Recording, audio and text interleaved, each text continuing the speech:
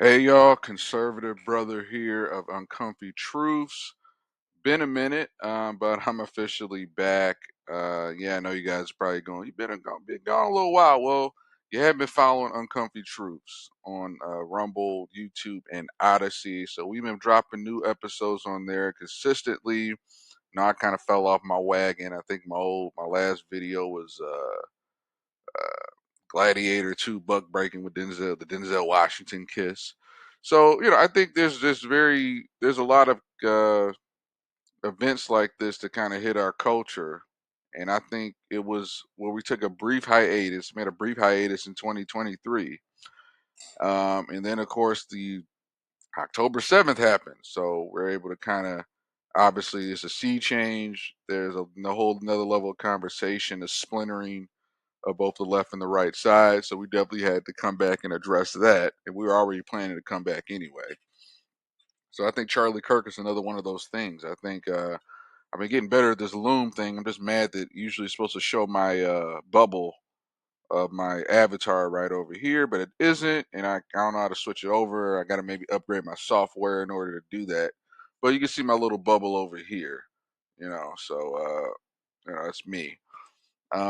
So yeah, I just wanted to kind of take this time to, I guess, reflect. I want to title this video "Charlie Kirk: Tragedy, Psyop, Spiritual War." Charlie Kirk: Tragedy, Psyop, and Spiritual War. And there's just a lot of chatter, a lot of people going off, either caping for Charlie Kirk, even though they spoke all this crap against him, and then people who are just, using that like the left has done and all these videos and crazy stuff. But then I also want to address the spiritual war, and I think a lot of the bigger implications of this that people aren't talking about. Obviously, Candace Owens is, and she's been kind of leading the charge on it. But I'm just going to kind of first start off just what my experience was of Charlie Kirk overall as conservative brother. So I just recall first hearing of Charlie Kirk, maybe 2020, 2021. Part of that wave is speaking out against the COVID lockdowns, the COVID masking, keeping kids out of school. And then when you want them in school, they got to be masked up. So I think I recall first hearing of him starting to follow his stuff 2020, 2021. Once again, like I'm still kind of coming out of my woke default liberal. So, he says some things. I'm like, whoa, that's kind of edgy. Ooh, that's kind of controversial. But then as time goes on, you just see these are just really hard truths that he's laying out toward the black community, toward the LGBTQ community, toward holding Christians more accountable, and even towards the end, he started. He spoke on the truth of God and Jesus Christ, and once again, that same truth, the secular Jews could get it too. There's a great clip, I think, from Jason Whitlock's Harmony recent show, where he really broke it down about Candace Owens at least connecting the dots, not saying, oh, it's Israel. But that was kind of when I first heard of him. And, I started following his show, um, maybe probably the last 4 or 5 years. And I met him when I was out in California. I'm in Michigan now, but I first met him. I didn't like meet him like a meet and greet, but as I got more conservative, curious, and I went to different things. I went to a little UCLA anti-lockdown protests. I go to things here and there, and then I went to. I think there was this AM show called AM 870, Titans of Talk Town Hall. So it was basically a town hall of all the conservative radio heads. It was to begrudgingly say that Mark Levin's, Larry Elder, Dennis Prager, Larry Elder, who I still agree on most, but Dennis Prager kind of showing his Zionist colors. Once again, I have no beef. I have no general beef with PragerU. I think in general I like all of their stuff. I've actually been to their facility. I've conversed with people from PragerU, and I'm still wishing Dennis a speedy recovery. It's just that when it comes to just the straight, unapologetic Zionist side, as conspiracy brother kind of says, like, hey, I don't rock with that.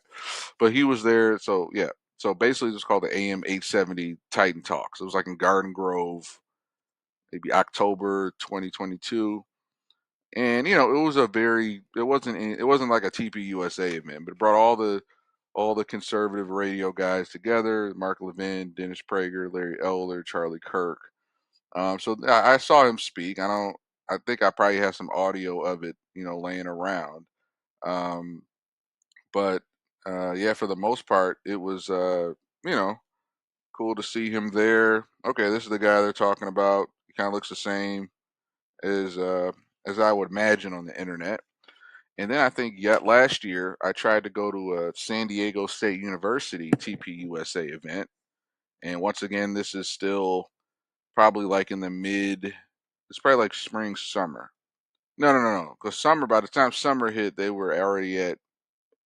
They did a thing in Michigan, which I missed. But this is probably early 2024, late 2023. He was doing a gig at San Diego State University. I showed up there, got in line. There's like a student line, which is massively long, and then there's just a non-student line, the old head line, and it was twice as long. So I was in that line, and I was just almost inside the building, not even inside the room, but like almost inside the building. Then they cut it short. The room was filled. So it was still cool, kind of connecting with folks in line and whatnot.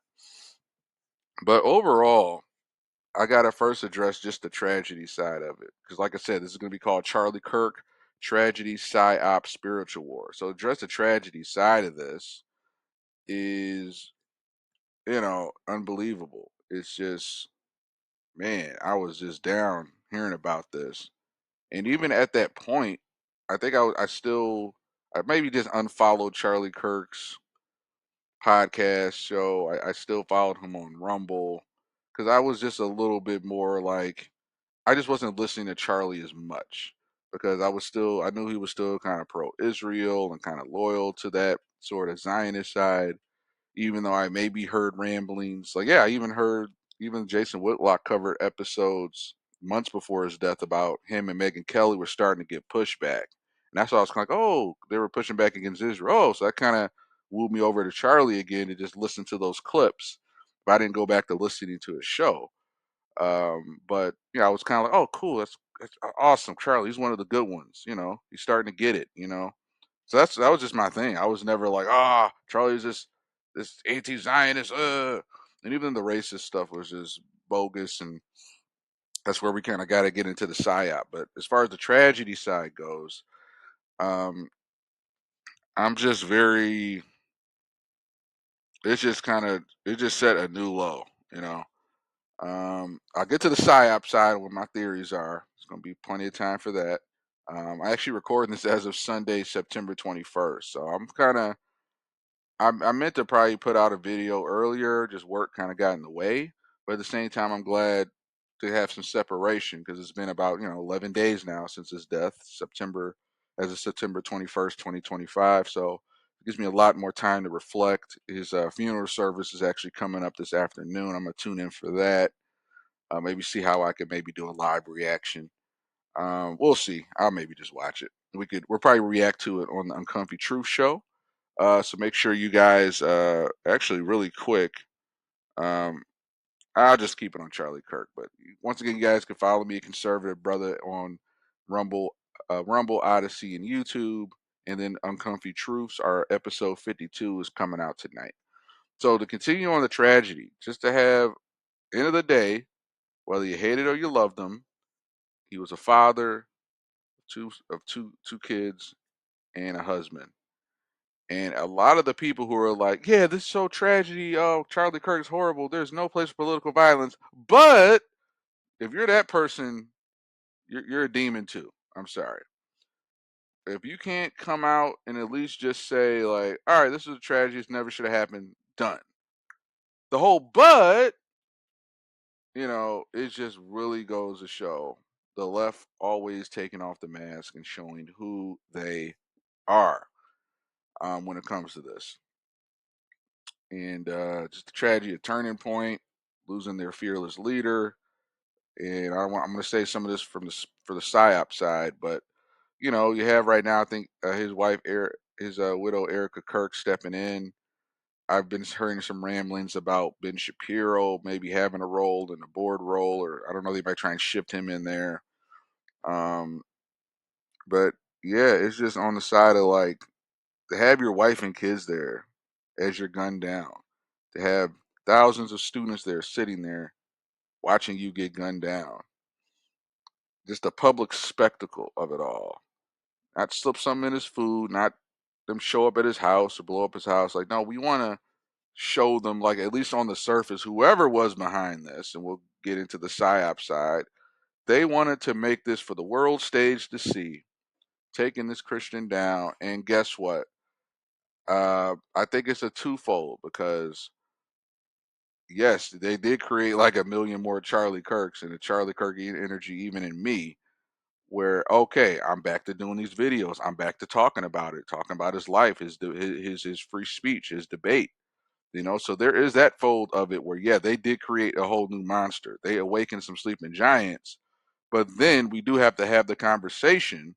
Even though MSNBC, they were just really low for bringing that up right then and there. Even though that is a conversation, a hard conversation we do have to have. Like, hey, how could this be used as a way to kind of usher in new legislation initiatives that impinge on our freedom, which is a very legitimate question. MSNBC just being the very low the low class dogs they are would bring that up right then and there. Like, they couldn't wait to go in there just to kind of jab at the Trump administration. So that was out of pocket. So it's a twofold. It's, you know what, how this created an explosion. There's over 30,000 new requests for TPUSA chapters across different colleges. They've even talked about how Charlie Kirk's plans was to roll it out more in high schools. So it's going to keep going. They're not going to be able to stop this movement. My biggest fear is how our other bad actor forces, whether it's the Zionist Israel, are going to co opt that wave, that momentum, which should be an explosion of continuing Charlie Kirk's principles of America first, Christian first. We got to get into the PSYOP conversation now. As much of a tragedy as it is, and Candace Owens. I lead it to Candace Owens, and Jason Whitlock does a great job of adding additional biblical perspective to it. But Candace Owens has talked about how the months leading before, we've seen the clips with him and Megyn Kelly about them doing the temperature check on the young people in Turning Point and the younger conservative crowd. And their take is, hey, Israel is no good. The government, the regime, why is this loyalty to Israel? And he was having those conversations. It's clipped and it's online with him and Megyn Kelly. And there's even a really good clip of think it's a good clip. There's another good clip, basically, where Charlie broke that down about secular Jews and how, once again, a lot of them who are left leaning neo libs who funded a lot of these institutions are now getting their hand bit by who they fed it to. And then that kind of also ties into the Zionist side, uh, because a lot of these Zionists were responsible for creating like what you have the crazy left wing pro Palestine. And once again, I'm against the genocide in Gaza, how they're being used to blame Hamas, and anytime a bunch of civilians get killed, oh, it's Hamas, it's Hamas. So I see past that. But then you have a lot of the left wingers who are so selective outrage. They're not calling out any of the Christian genocides. They didn't call out Obama and Hillary for their controlled demolition of the Gaddafi regime in Libya. So there's a lot of what I like to call selective outrage that exposes their hypocrisy, which I always talk about. That's a quote. Probably gonna get that on a shirt soon. We might sell that at the Uncomfy Truths merch store. But if anything, I'm gonna just put that up as a quote. So there's a lot going on here. We have, once again, the PSYOP side, where how is this going to be used? Once again, it's being used to stoke racial division. We're seeing this so much more and more. Just see how many people who are just falling for the okey doke. It's just really unbelievable. Um, where black folks, and I think shout out to Ramon Jackson. He's over at the Souls for the Poles. He does Souls for the Poles lectures over at 180 Church, and they talk about this. They post this on the Facebook page on how black people have a whole different level of collective consciousness where they just collectively believe these things. They don't research. They don't look into another opinion. Whatever is the race baiting emotional. Well, this is racist. Like we are trained. We are trained to see anything. Like we've been trained so well by MSNBC, CNN that we just look for the racism everywhere, microaggression, anything. We're just looking and searching for anything that might be racist, anything that might be offensive. And all it took was not even 12 hours after his death. His body's not even cold. And you got all these clips going around, little mini clips of entire hour, 30-minute long interviews taken out of context. You have them clipped up for 30 seconds, 45 seconds, a caption in the post already saying Charlie Kirk racist, saying black women don't deserve, aren't intelligent, blah blah blah, just giving you all the misconstrued context, and y'all just eat them up. You don't even question it. You log into Facebook, you see it coming at you, and you're programmed. You got the battery in your back, as Jason Whitlock says. So that's just sad seeing that, because black folks, we are susceptible. So does this anything racism. We have this Selma syndrome where we have to look and seek racism like a crack addict seeking coke, or whatever it is. But yeah, so that is our racial idolatry, as Jason Whitlock talks about. Once again, I plug the guy a lot. Once again, Jason Whitlock, follow him at the Fearless Show. He also has what's called a Harmony Show over at Blaze TV. But this is just real. There is a Zionist complex, a Zionist idolatry, where you have to not say and placate to anything that the Zionist movement says, or just the general sentiment of the establishment Zionists, whether it's the Ben Shapiro's, the Rabbi Shmuley, the Bill Ackmans, and all that. You have to adhere. You don't say anything that's offensive or anything where you notice, or you're anti-Semite. Same with black folks. You can't talk about Ketanji Brown's credibility as a Supreme Court justice. You can't mention that she's a DEI hire, even though Joe Biden said exclusively, my next Supreme Court I'm gonna hire is gonna be a black woman. Not he didn't say the most competent. He didn't say, who's gonna really tackle this subject or issue. Oh, I'm gonna hire a black woman. So anything, and this is where I get into the psyop side, guys. The psyop, the psyop side of Charlie Kirk's strategy is that this level of division that is being stirred up through Charlie Kirk is really, we haven't seen this really since October 7th. There are very what I like to call what's the word I'm looking for, manipulative, manipulative forces on both sides who are using to splinter the left and splinter the right again. There hasn't been this big a splinter since October 7th, where once again you got the left who wants to make it political. Look, Charlie Kirk's a fascist. He's a Nazi. Look at all this hate speech he said toward black people. And black folks will get reprogrammed, fall in line, and oh yeah, thank you, Democrat parents, thank you. Okay, thank you for telling me all that.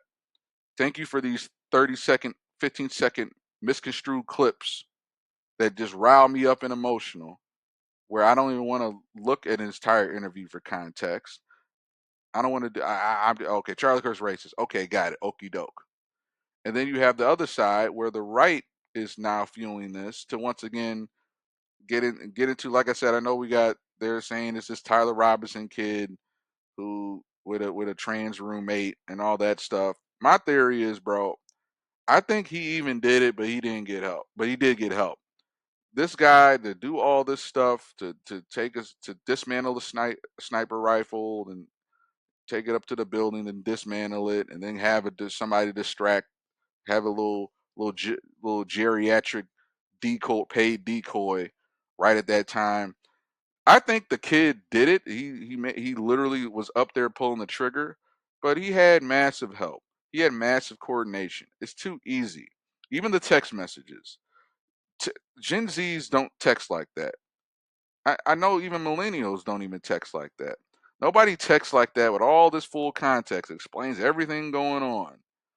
So I do believe this guy was approached as a lot of these MK Ultra, these trans shooters. These are people who are highly manipulated. They're going through mental illness. They're highly indoctrinated. They just believe in this ideology, and there's people there. Once again, William Milton Cooper, but Behold the Pale Horse.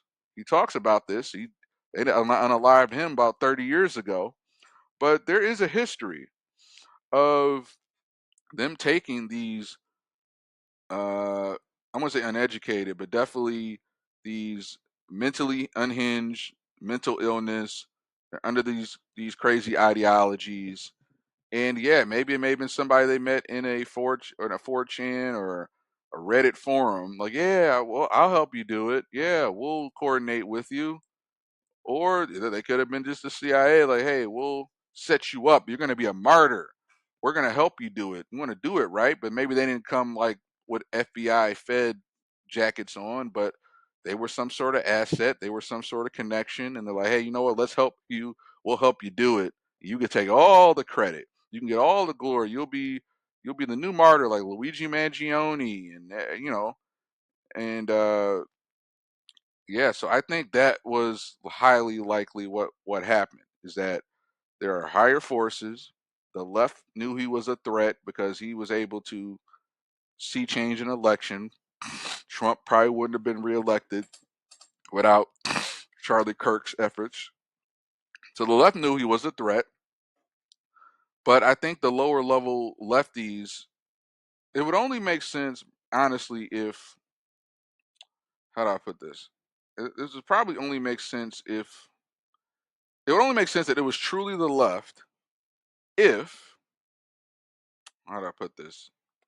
It was only truly the left if it was like some purple haired person in the crowd running up to Charlie, stabbing him, shooting just something that would be sloppy, emotional. I'm all in my feelings. I hate you. This was coordinated. I don't think it was a shot of a professional because based upon 200 yards, but I think the guy had help. They came to him and said, hey, we will help you, whether or not they're showing up looking like FBI suits or they're assets or people that kind of blend in as part of their community, but they're assets. And hey, we will help you. We will coordinate with you, and you get all the glory. You're going to be martyr. You're going to be Luigi Mangione, you know? And that's how they benefit, at least the CIA deep state, from the division. I think the left has a very short term benefit. They have a short term gratification. Like, yeah, we got him. Screw you. Celebrate his death, as we've seen. But long term, I think the left and the Democrats understand that really opened up a whole new monster. I think it was the more so uniparty. There's some elite Republicans, elite establishment globalists that knew that he couldn't be bought.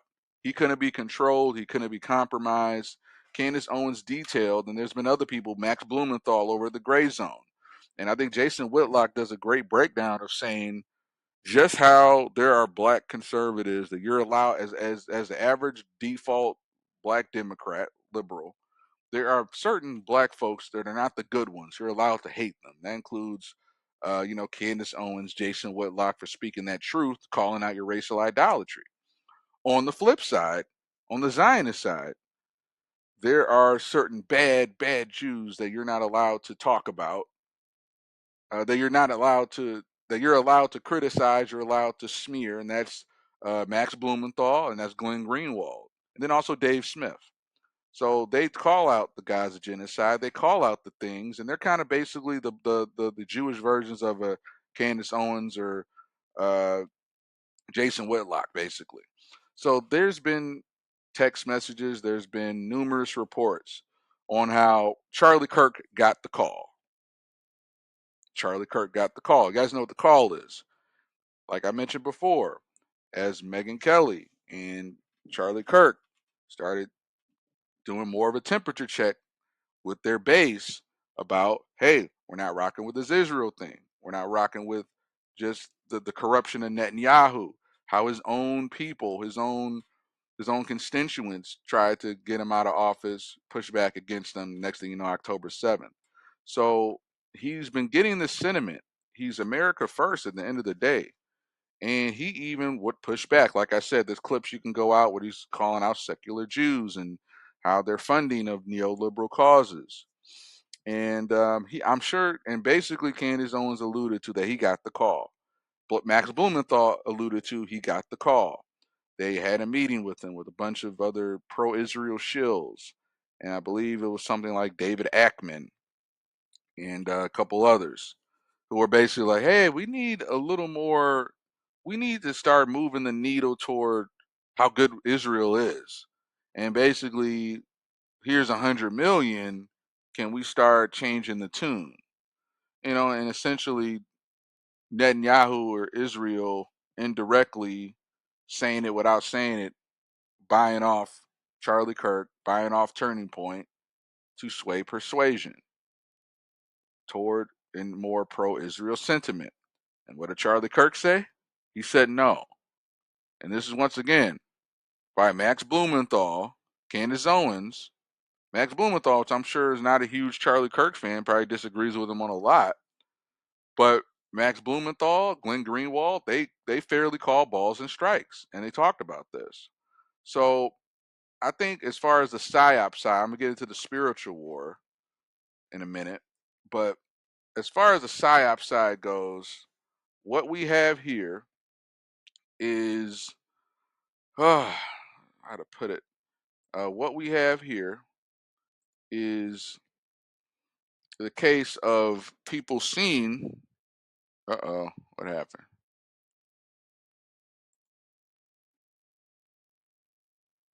Okay, am I still? You guys still see my screen? Hopefully.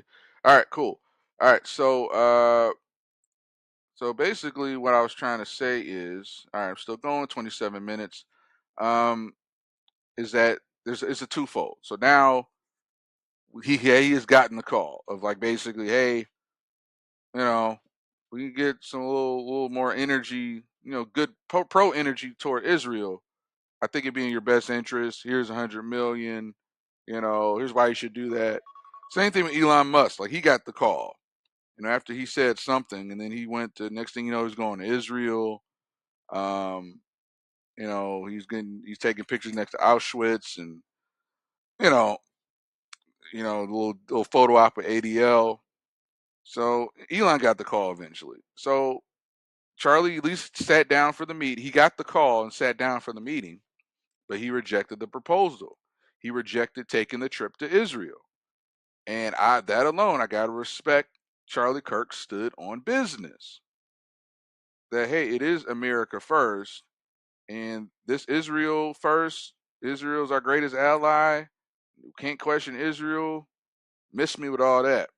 So I think that was the beginning of the end. And like Candace Owens said, I don't think Candace Owens has any reason, as much as she's been through, as much truth as she's talked about, as much as she's been attacked. I don't see any motivation let me make this political. It's really personal for her. So she, you know, I haven't listened to the last couple episodes. I've been watching the clips.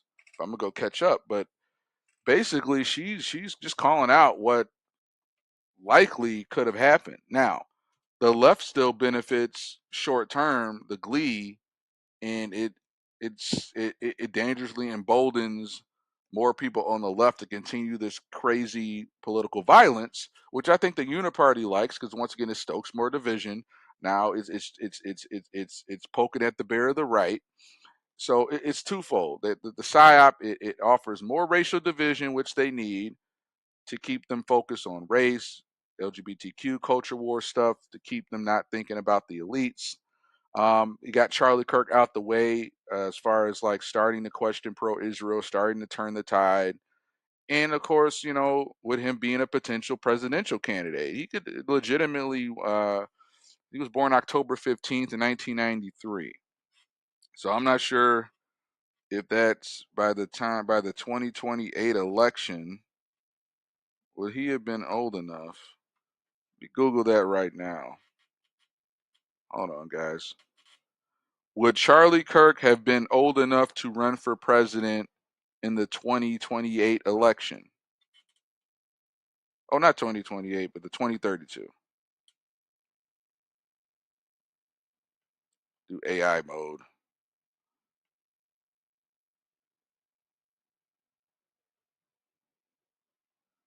Yeah, because once again, the guy, and the one thing I kind of regret is that I just never saw it. Like, I just thought, like, man, he's doing some great things. He's a great activist.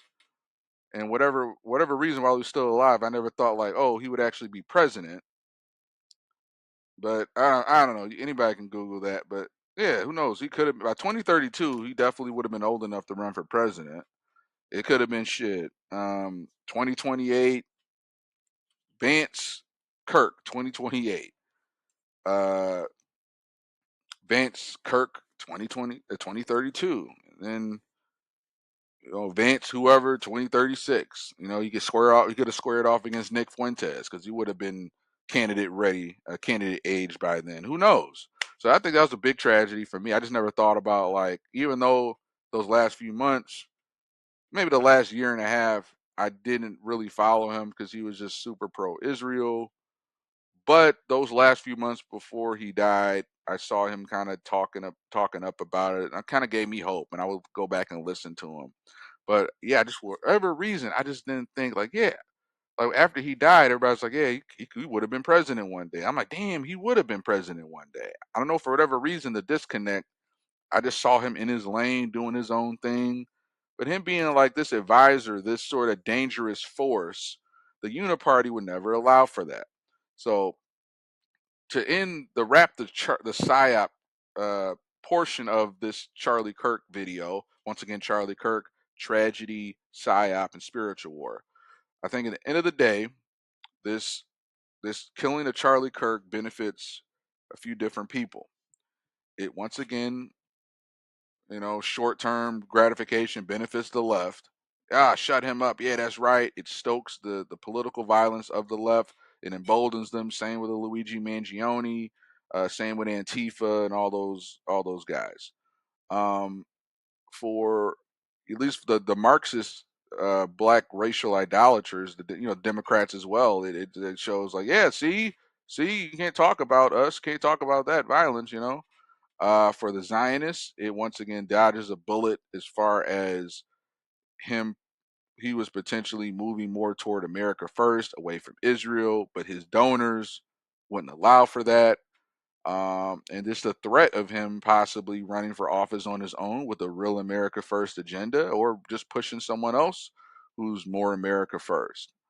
So I think it was definitely, um, there are a lot of people that benefited from this. It's very tragic on that. So now I'm gonna get into the spiritual war side, and you know, and I think with this, like I said, they created a million new Charlie Kirks, or just really push people like myself to get back in this fight. And once again, the Uncomfy Truth show has still been going. But I got work, I got a life. I ain't been doing these videos like I should, but I will, without trying not to get to not to overpromise here, but I'm gonna try and get back to at least posting 5 to 7 days a week. 5 videos at a minimum, 7 videos a week. To get on the kind of I'm still kind of on the board of the psyop and the spiritual war. But even Kirk Cameron spoke out recently about Charlie Kirk, and he even talked about how he even called out Ted Cruz, who was like, "Yeah, we those who bless Israel will be blessed."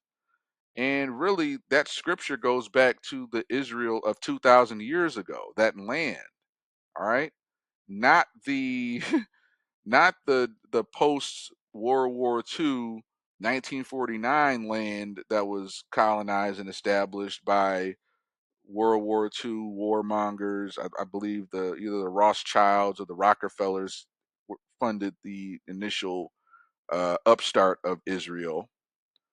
So you can't take that scripture and basically say, oh well, that they all predicted, and that all means the current Israel regime of Netanyahu, who's been in power way too long, and their IDF and all the murder and all the genocide things they've done. You can't correlate that and say, well, they said it bless Israel, you'll be blessed. They were talking about the Holy Land from 2,000 something years ago, not the concocted, propped up installment of this colonized land that came out of the World War II. Like I said, funded by the warmongers, the Rothschilds, and or the Rockefellers. I forgot which one. So we just got to put that to bed. When people talk about that, the whole, and once again, when we're critical of Israel, we're not against the Israeli people. It was really the Israeli people who spoke out hella against Netanyahu. They were pushing for him to get out of there. Now, don't get me wrong, Israel weirdly is a very woke place. There's a lot of the same woke lefties over here. You see like a lot of woke left Israels. They're very pro LGBTQs. A lot of that weird stuff going on, but they're also still critical of Netanyahu. So we're not against the Israeli people and any Israeli people that continue to be killed, Israeli hostages. We're not for that. But what we're doing is Hamas, which was originally funded by Netanyahu himself, they play more so as the paid actors. And Dave Smith says this quote all the time. If you want to look at America, who's America's next enemy is, look at who we're funding now. Well, guess what? Israel, Netanyahu funded Hamas for years. And now Hamas is being used as just sort of yeah, let's go get them. There's that fly. Let's go get that bazooka and get them. Be damned who gets killed. All right. So that's kind of the last part of that segment where once again it's a lot going on. We got this psyop where there's people on both sides that are, of course, politicizing this to their advantage. Charlie Kirk is at one hand a political martyr. I believe he is a true faithful American martyr that we have to remember his principles of free speech, debate, in America first. And that's the one thing I guess I didn't harp on enough about is that even the lefties celebrating this on the surface level, they're not seeing the bigger agenda here with the Zionists and the global elites. All they see is Zionism or white supremacy, and that's all that they can't even see the level beyond that. But how does your side look when you're celebrating this stuff and the person you're calling a fascist or a Nazi, all he did was hand you a microphone and say, "Talk to me. Explain your argument. Help me understand. Let's converse." How is that person a fascist Nazi? He's not throwing you in a train car, sending you to Auschwitz, gassing you, lynching you. He's just showing up on your college campus with a microphone and say, "Hey, talk to me. Help me understand. Let me show you where I am." This is silver discourse. As much as I don't like your ideas, I still love you. You're a child of God. You just got some bad ideas. I hate the sinner, not the sin. I mean, I hate the sin and not the sinner. And hey, here's this microphone. Just talk to me. Here's this microphone. Just talk to me. And you know what? I'm not even knowing if I'm gonna ever go to my college campus again because there was an event coming up, and I was thinking about going this little socialist equality party invite I got, and I was like, you know what, let me go there. And I wasn't thinking about Charlie Kirk. It was like a week before he died, but in the general, if you really believe in free speech, you go there to listen. You maybe throw some subliminal shots. You ask some questions, but that's what it was about. But then after Charlie Kirk passed, there was another event coming up in my school, and I was like, you know what, screw him, screw that. At least for the time being. Because the left is hella emboldened. Even though we're emboldened and this TPUSA is blowing up with different chapters, I just was like, man, I can't. I'm just, I'll continue speaking out from home. but man, these lefties are crazy. Even though, like I said, I think it was more Israel forces in line, but they will co opt these susceptible, mentally ill lefties, especially a guy with a trans girlfriend, trans boyfriend, to put them in positions to set things up for them to put them up. Hey, well, you'll take the fall. You're going to be a hero to your side. He didn't do this alone. He was like, yes, I want to be the Luigi Mangione. And he got his wish. He ain't do it alone, though. So it's twofold. All right, guys. So I'm going to get into the spiritual war side we're in with Charlie Kirk. And yeah, man, to be honest with you, and Jason Whitlock talked about this a lot, is that this is why tribalism, racial idolatry isn't the answer. Or in the case of the LGBTQ, I guess uh, sexual orientation, tribalism ideology. So what the three trifecta, the three things that the the Democrat black left Marxists, the Marxist LGBTQs, and then the Zionist pro-Israel folks have in common is all three of them, they have a level of racial idolatry to their race or religion, where I'm superior, I can't be talked about, any words or any free speech that says something I don't like, that sheds a light or notices something, that is hate speech. You're a bad person. If it's something that offends black folks, you're racist. If it's something that offends LGBTQ, you're homophobic, transphobic. Oh, and if it offends something the Zionist, my Zionist, pro-Israel establishment family doesn't like, it is anti-Semitic.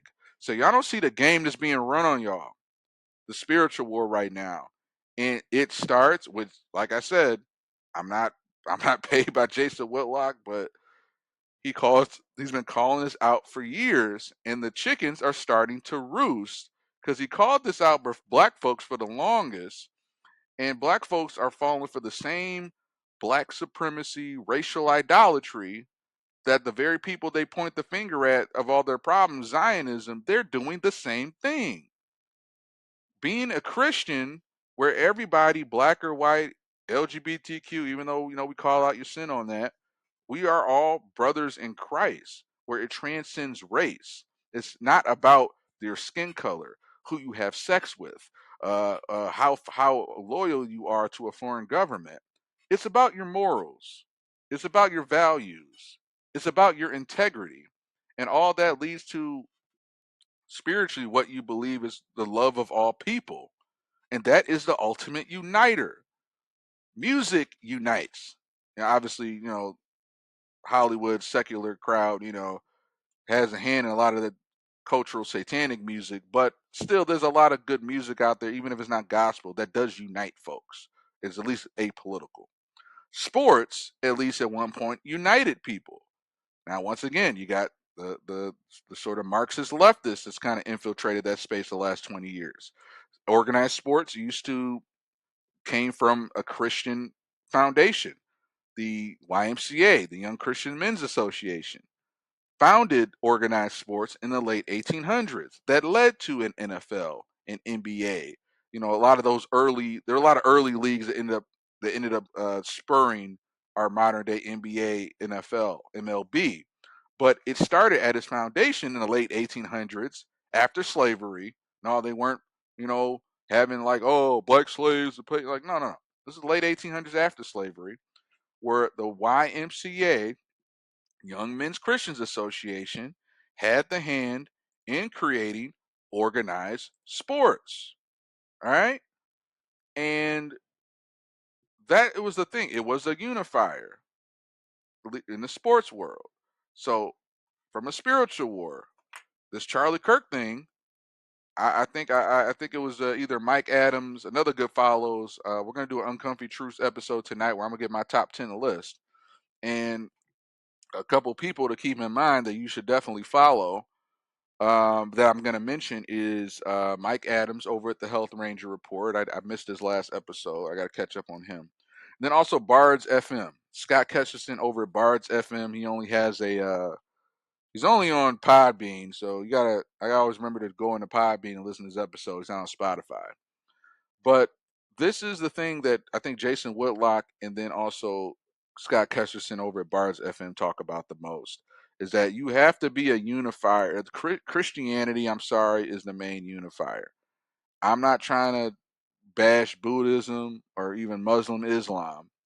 And I think the majority of Muslims and Islams are really good people. They have their views, but there is an extremist fringe in every religion and every race. There's an extremist far right conservative, extremist far right Christians. There's an extreme Islam uh, sect, okay, that wants to mount the West, and you got this mayor in Dearborn, Michigan, just flexing his Islamic supremacy wide open in front of a resident who spoke at him at a town hall, who called him out. So the biggest thing we have to realize in the spiritual war, I don't care, every race, black, white, Muslim, Islam, Jewish, Zionism, they all have an extreme fringe that builds their extremism through tribalism and supremacy of that race. You know, it's black folks that say, hey, you can't, anything that defends black people, that's black, and black is better and all that. That's black supremacy. You just don't know it yet. White folks on the extreme far right that are calling for, hey, we need to, like the Nick Fuentes is, hey, y'all, we need to just get away from these people. Yeah, that'll do it. Yeah, that'll solve it. Like like black folks don't live in the country either. The Zionists, pro-Israel folks, anything you say is anti-Semitic. Anti-Semitism is always changing. Yeah, just like you change the definition of a vaccine, like you change the definition of a recession. Both happened under the Biden administration. So anything we say that offends me or offends my family, words hurt. You got Benjamin Watson. Words hurt. Oh, Charlie Kirk said words that hurt and offended my family. You're a racist. Anything you say where you're noticing anything we're doing and creating cancellations and whatnot, that's anti-Semitic, to say it's the Jews.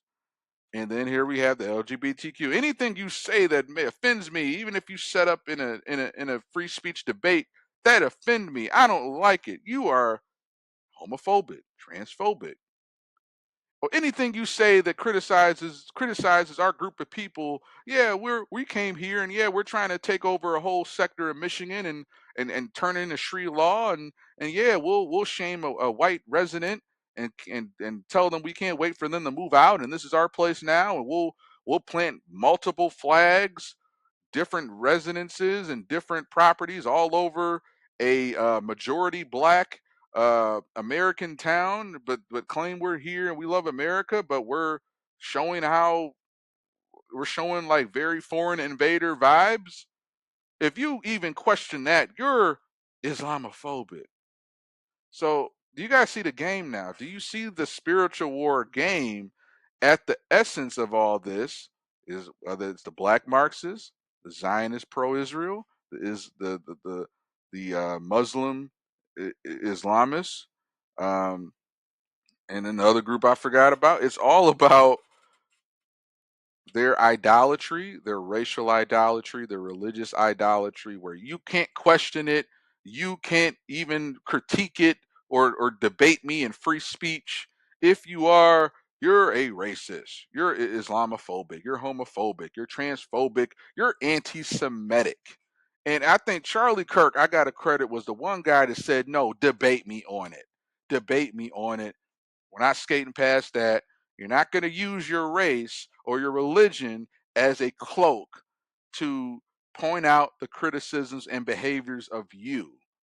All right? And that's what everybody does on every side. They use their race, they use their religion, they use all that to say, well, you can't criticize. We're criticizing your behavior, your integrity, your lack of morals with this action you've done, whether it was a Gaza genocide, whether it was, you know, black neighborhoods that continue to kill each other, continue to consume this culture, whether it's debaucherous LGBTQ stuff and everything they do, and the Antifa, they're burning down stuff and all this political violence they do. We're calling out your behavior.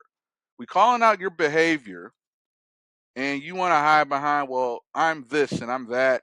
That's homophobic. That's transphobic. That's Islamophobic and that's anti-Semitic. And that's the spiritual war we're in. This is the last spiritual war part I'm gonna get into. I'm gonna wrap up. Is that we have demons. We have demons who have put their race, their religion, this foreign country as their God. Don't you question the Church of Israel. Don't you question the Church of Black. Don't you question the Church of the Pride Flag. Don't you question the Church of Islam, Muslim. Don't you ask those specific questions or critique a group who's hiding under that cloak.